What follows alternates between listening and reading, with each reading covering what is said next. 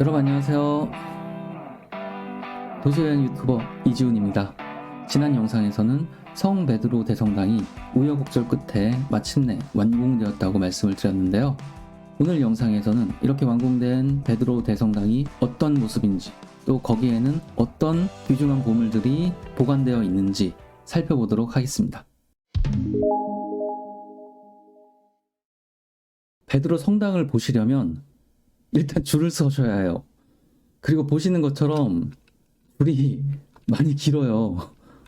이건 로마에서는 어쩔 수가 없어요. 가급적 아침에 일찍 가시면 그래도 조금 덜 기다리실 수가 있으니까요. 아침 일찍 줄 서시는 걸 추천을 해드려요. 입장을 기다리시는 동안 광장에 얽힌 사연 한 가지를 말씀드릴게요. 아시다시피 가톨릭 교회의 최고 수장은 교황이죠. 그럼 266명의 역대 교황 가운데 가장 인기가 많은 교황은 누구일까요? 아마 지금 프란치스코 교황 성하도 굉장히 상위권일 것 같은데요. 또 다른 강력한 후보자는 264대 전전 교황이셨던 요한 바오로 2세 교황 성하가 아닐까 싶습니다. 이분이 교황에 선출되었을 때는 아직 공산주의가 무너지기 전이라서요. 냉전이 막바지에 이르렀을 때였거든요. 그래서 이분은 자신의 조국인 폴란드는 물론이고 다른 공산권 국가들의 민주화 과정에 큰 노력을 하셨고요. 또 다른 종교들과의 화합을 위해서도 힘을 많이 기울이셨어요. 우리나라에 처음 방문한 교황이시기도 했고요. 또 2번이나 오시기도 했어요. 그런데 이분이 암살당할 뻔한 적이 있거든요. 저격 장소는 바로 이 베드로 성당 광장에서였는데요. 다행히 목숨을 건지셨죠. 범인은 현장에서 바로 체포되었고요. 그 범인은 이슬람 과격파 터키인이었는데요. 배후가 따로 있는 건 아니고 단독 범행으로 알려져 있어요. 이 범인은 이탈리아에서 19년형을 받고 복역을 했는데요. 교황 요한 바오로 2세 성하가 직접 면회를 오셔서 이 범인을 용서했다고 또 합니다. 그러니까 이 테러범은 거기에 또 감동해서 기독교로 개종했다고 하고요. 이 테러범은 요한 바오로 2세가 돌아가시고 난 다음에 징역을 마치고 석방이 되었는데요. 요한 바오로 2세의 무덤을 찾아가서 꽃을 바쳤다고도 합니다. 용서의 힘인 거겠죠. 이 베드로 성당 안으로 들어가시면 바로 보실 수 있는 게 미켈란젤로의 피에타 작품입니다. 지금 보시는 이 피에타는 미켈란젤로의 사실상 데뷔작이었어요. 이 작품의 제목인 피에타, 그 단어 자체는 연민, 동정, 신앙심, 경외심 등을 뜻하는 이탈리아어예요. 그런데 이 미술사에서는 기독교 예술의 한 테마, 주제인데요. 십자가에서 내려진 예수의 시신을 끌어안고 비통해하는 마리아의 모습을 표현한 작품들을 가리킵니다. 굉장히 격전적인 주제잖아요. 그래서 이 피에타라는 주제를 다룬 많은 작품들, 많은 그림과 조각들이 있어요. 물론 그 가운데 가장 유명한 작품은, 압도적으로 유명한 작품은 단연 바로 베드로 대성당에 있는 미켈란젤로의 이 피에타 상입니다. 지금도 이 작품 보시면 놀랍잖아요. 여기 마리아의 옷 주름 보시면 꼭 옷감, 천 같은데 돌이에요. 돌 깎아서, 대리석 깎아서 이렇게 표현한 거니까요. 많은 사람들의 경탄을 자아내게 되었습니다. 이 작품에는 미켈란젤로의 이름, 서명이 새겨져 있거든요. 여기 보시면 마리아가 끈 같은 걸 두르고 있는데 여기 이렇게 새겨져 있어요. 미카엘 앙겔루스 보나루투스 프로렌트 파키밭. 해석하면 피렌체의 미켈란젤로 부나로티. 부나로티는 미켈란젤로의 성이에요. 피렌체의 미켈란젤로 부나로티가 만들었다. 미켈란젤로가 이 작품을 만들었을 때는 너무 젊은 신출내기였으니까 사람들이 좀 무시를 했대요.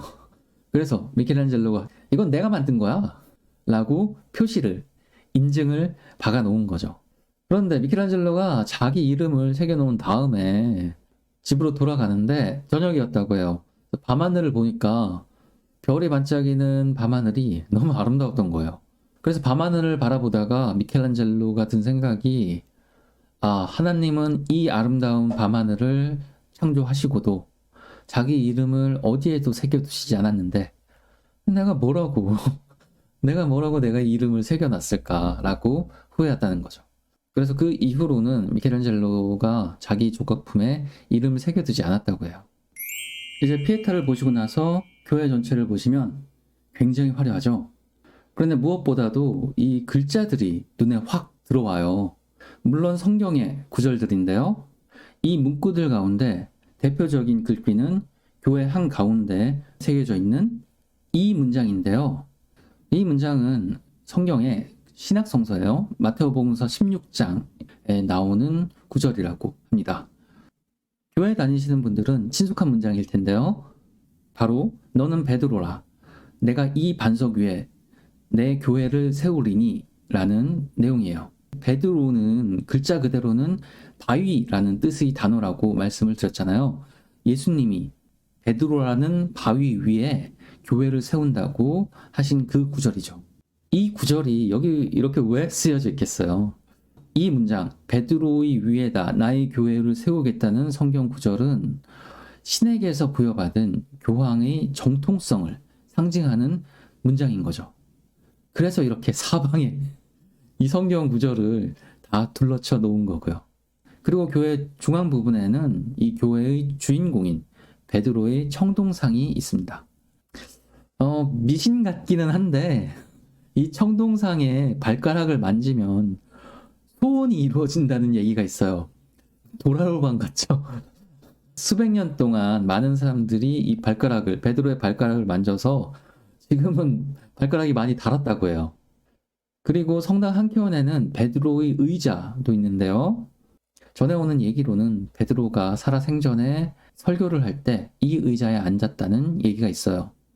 그런데 20세기에 와서 과학적으로 분석해 보니까 이 의자는 5세기경에 만들어졌다는 결과가 나왔어요.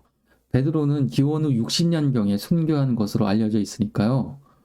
이 의자가 5세기에 만들어졌다면 베드로가 앉았던 의자는 아닌 거겠죠. 어쨌든 지금 보시는 것처럼 이 의자가 굉장히 화려한데요. 원래는 그냥 나무 의자였는데 베르니니가 소박했던 원래 의자에다가 여러 장식을 덧붙여서 지금처럼 위엄있고 화려한 모습을 갖추게 되었다고 합니다. 이제 교회 정가운데로 가보실까요? 여기 서서 보시면 이 문구 너는 베드로이다 라는 성경 구절이 더 잘 보이죠. 말씀드렸듯이 이 구절은 로마 교황청의 정통성을 상징하는 문장입니다. 그래서 이 글귀 그대로 베드로의 무덤 위에 이 교회 베드로 성당이 세워져 있습니다. 이 계단을 통해서 베드로의 무덤으로 내려가 보실 수가 있어요.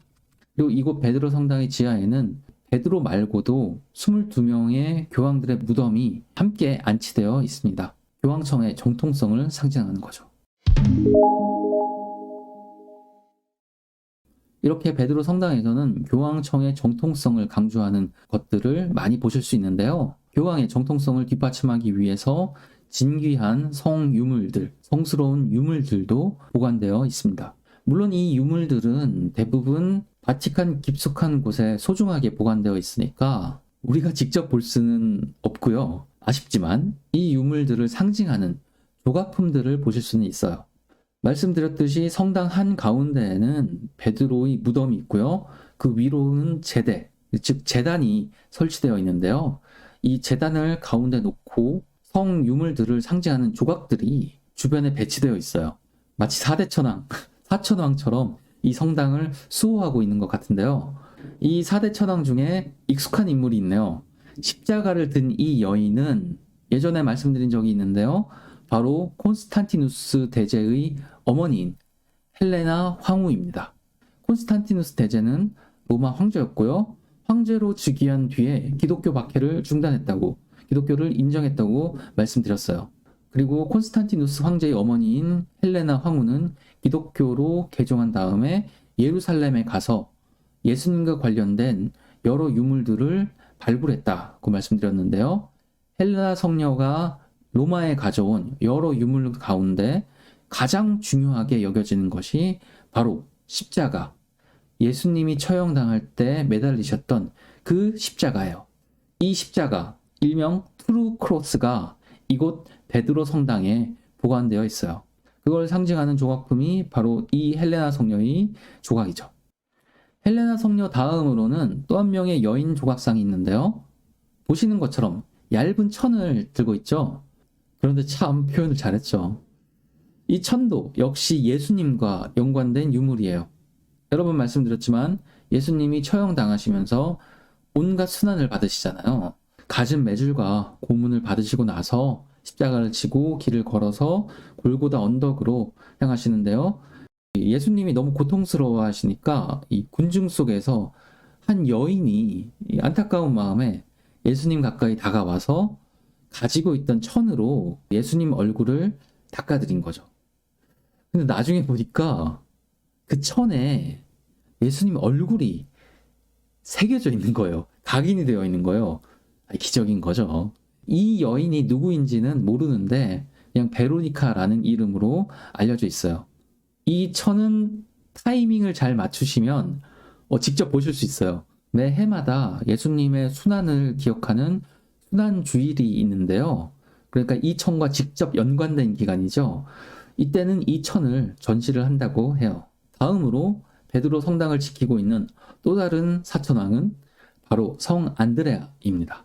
안드레아는 베드로의 동생인데요. 안드레아 역시 기독교 선교에 노력을 하다가 형인 베드로처럼 처형을 당해서 순교하게 됩니다.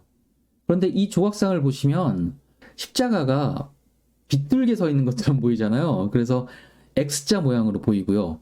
이건 멋부리려고 그런 게 당연히 아니고요.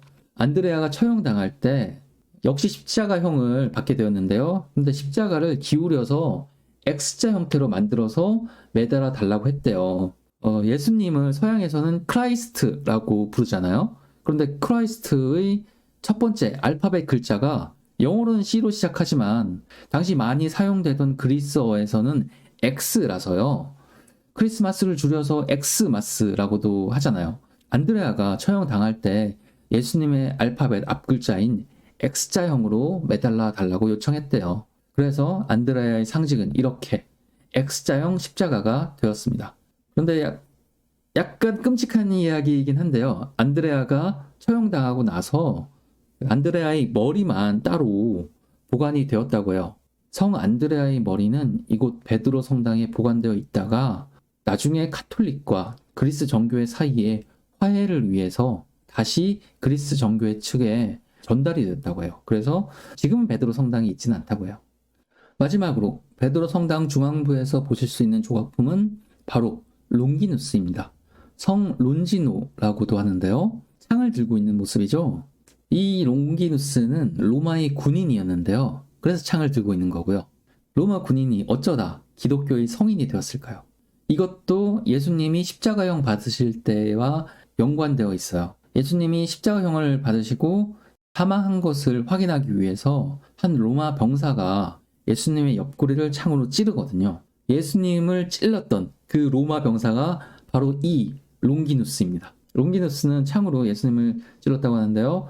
그러자마자 롱기누스의 눈이 멀었다고 해요. 그런데 이 창으로 예수님을 찔렀으니까 예수님 옆구리에서 피가 쏟아졌을 거잖아요. 그런데 그 피가 이 롱기누스의 눈에 들어가자 눈이 바로 다시 떠졌다는 얘기가 있어요. 그러니까 기적을 체험한 거죠. 스스로 기적을 체험하고 나서는 이 롱기누스는 열렬한 기독교 신자가 되었고요. 그리고 열심히 포교 활동을 하다가 결국 또 순교를 해서 그래서 이렇게 성인의 반열에 오르게 되었다고 합니다. 그럼 이 창은 롱기누스가 예수님을 찔렀던 이 롱기누스의 창은 어떻게 되느냐? 카톨릭 교황청에서는 공식적으로 이곳 베드로 성당에 롱기누스의 창이 보관되어 있다는 입장이에요. 그런데 여러 나라에 경합하는 창들이 있어요. 다들 각자 자기네 창이 진짜라고 얘기하는 거죠. 아무튼 이 롱기누스의 창은 신을 죽인 무기라고 알려지면서 일종의 절대 무기 같은 이 아이템으로 여겨졌어요. 사실 예수님을 죽인 건 아니고 예수님의 죽음을 확인하려고 찌른 것이긴 한데요. 어쨌든 예수님의 피, 성혈, 성스러운 피가 묻은 거니까요. 그래서 이 창에는 엄청난 신성한 힘이 깃들어 있다는 얘기가 있어요. 그래서 이 창을 프랑크 왕국의 샤를마뉴 대제가 가지고 있었다고도 하고요. 그래서 이 신성한 창을 가지고 여러 전쟁에서 승리를 거두었다는 얘기도 있어요. 그리고 다른 전설에서는 십자군 전쟁 때 기독교 군대가 이 창을 발견했는데 이 신성한 롱기누스의 창을 들고서 이슬람 대군을 격파했다라는 얘기도 있어요. 그러다가 세월이 흐르면서 이 창의 행방이 묘연해졌는데요. 여러 사람들이 이 창을 찾으러 다녔어요. 히틀러, 독일의 히틀러도 이 롱기누스의 창을 구하러 다녔다고 해요. 아마 이 창의 신성한 힘을 가지고서 2차 대전에서 승리하려고 했었나 봐요. 지금도 이 롱기누스의 창에는 신비한 힘이 깃들어 있다는 이야기가 있어서요. 소설이나 여러 창작물이 만들어지고 있습니다. 오늘은 베드로 성당과 그곳에 보관되어 있는 몇몇 성스러운 유물들을 살펴보았는데요. 신기한 물건들이 더 많은데 다 소개해드릴 수가 없어서 아쉽네요. 다음 영상에서는 베드로 성당과는 별개로 이 다양한 미술 작품들이 전시되어 있는 바티칸 미술관을 살펴보도록 하겠습니다. 그리고 지난 영상 이후로 더 많은 분들이 급격하게 저희 채널을 구독해 주시고 계세요. 구독자분들, 시청해 주시는 분들 정말 감사합니다. 제가 영상으로 말씀드리는 얘기들은 제가 이 장소를 여행하면서 저 혼자 재미있다고 생각했던 그런 내용들인데요. 예전에는 저한테만 재미있는 얘기인가 생각했었는데 점점 많은 분들이 저희 영상에 관심을 가져주고 계셔서요. 제가 기분이 많이 좋네요. 감사하는 마음으로 앞으로도 열심히 영상 만들도록 하겠습니다. 우리가 여행할 도시는 아주 많고요. 제가 여러분께 들려드릴 이야기도 아주 많습니다. 계속 함께 해주시면 고맙겠습니다. 그럼 다음 영상에서 뵙겠습니다. 감사합니다. 안녕.